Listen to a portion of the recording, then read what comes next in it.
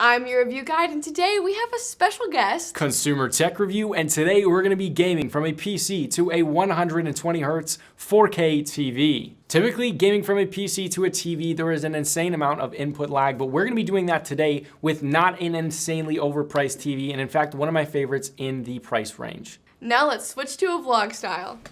So the TV that we want to game on is in the bedroom, but we didn't want to move the PC, and we wanted to be able to interchange quickly between the TV and the monitors. So we got a 30-foot HDMI cable routed along the floor into the bedroom so that we could game in here. Now let's plug in this HDMI cable so we can actually get to gaming. All right, so the TV that we're going to be gaming on is the TCL 6 Series. This is a 120Hz native 120Hz TV. It's 4K. Most of you guys are going to be like, it's HDMI 2.0, not 2.1, and you're right.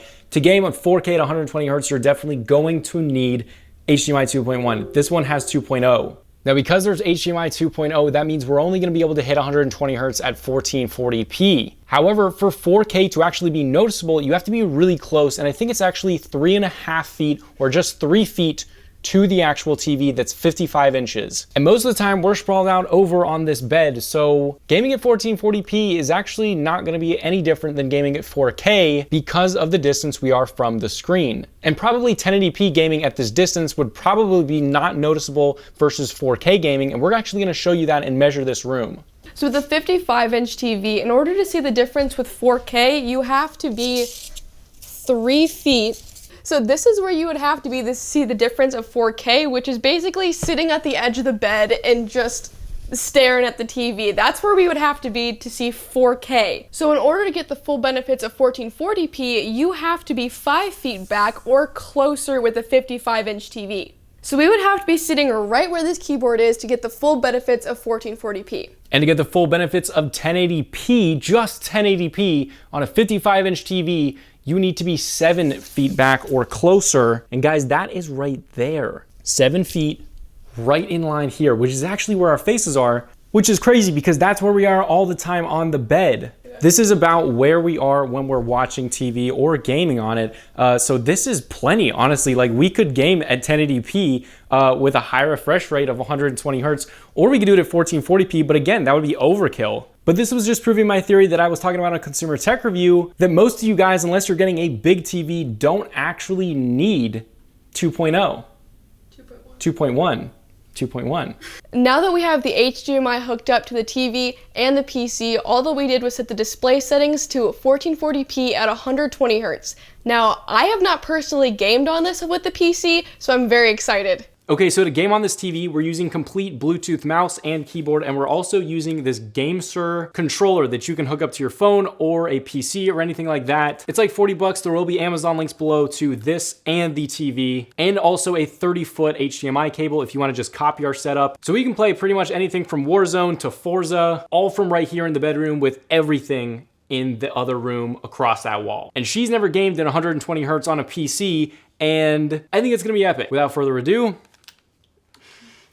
all right, so I'm gonna tell you guys, I've just gamed just a tiny bit with the PC, but it's so different than like an Xbox Series X because you're actually getting 120 Hertz. Like, look at the frame rate up there. But it's getting 120 Hertz completely stably. It is not moving at all because I got an RTX 3080. So we can literally game at 1440p at 120 Hertz with absolutely no problems, and the frame rate never decreases, and it's so freaking smooth. It's ridiculous. This TV, like many others, has a game mode. However, not many TVs have a PC mode. This is one of the few that does. Now, this essentially makes this like a monitor. The response time, input lag, especially gaming at 120 Hertz, there's not really a lot of lag. You can use this thing just like you would a monitor, whereas most TVs you cannot. You try to get on there and there's a ridiculous amount of input lag where you basically can't do anything, let alone gaming on it. But this literally, using with the mouse and keyboard, it is not an issue at all. I absolutely love using it. And if it was a little bit smaller, you could probably even use this thing as a monitor. Although I do like curved monitors, so I don't know. But fact is, gaming at 120 Hertz on a PC is really doable. And not just doable, but actually quite enjoyable. Okay, so the point of the video basically was to highlight that, one, fairly budget TVs can do really good 120 Hertz gaming from a PC,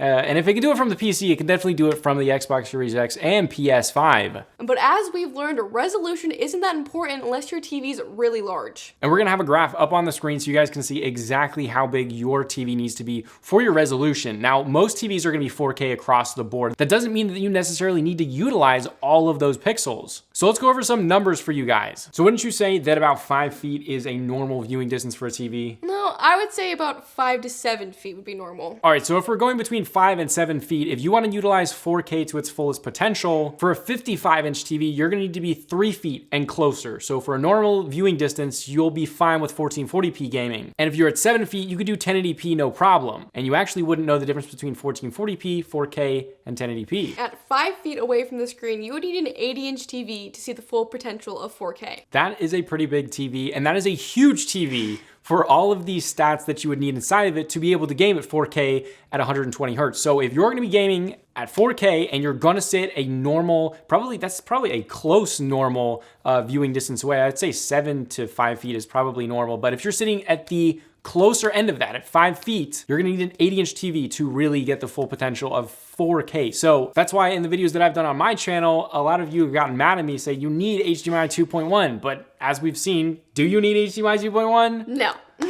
Unless you're spending like $3,000 on the newest OLED that does 120 hertz and has HDMI 2.1 and is 80 inches, I think we can all agree that you don't need that. Especially for PC gaming. However, if you guys do have a 55-inch and you like to be immersed in a crazy close view of it, which I think would hurt my eyes, you could definitely game at 4K, but you're gonna need to buy a pretty expensive TV. And I don't think I would enjoy being 3 feet away from my TV just to see all the 4K pixels. Yeah, we already have glasses. We don't need worse eyesight. And that is why personally, Haley and I picked the TCL 6 series as our TV. That is our main driver. I did a review on it and she is gonna be doing a more comprehensive review on it soon. Yes, I am. And that's why we picked that one, because most of the time we're gonna be doing 1440p gaming, and we probably even get away with 1080p if we really wanna hit the frames on like Red Dead Redemption maybe. Yeah. But again, if you guys wanna go check out the TCL, the controller we used, or the super long HDMI cable, There's Amazon links below for the US, UK, and Canada.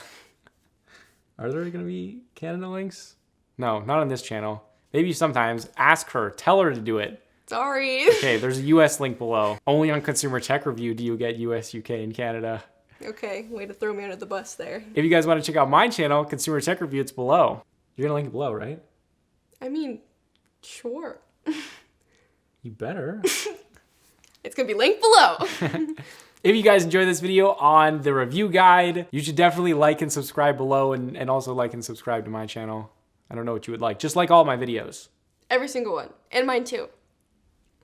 The algorithm. We need help. Please.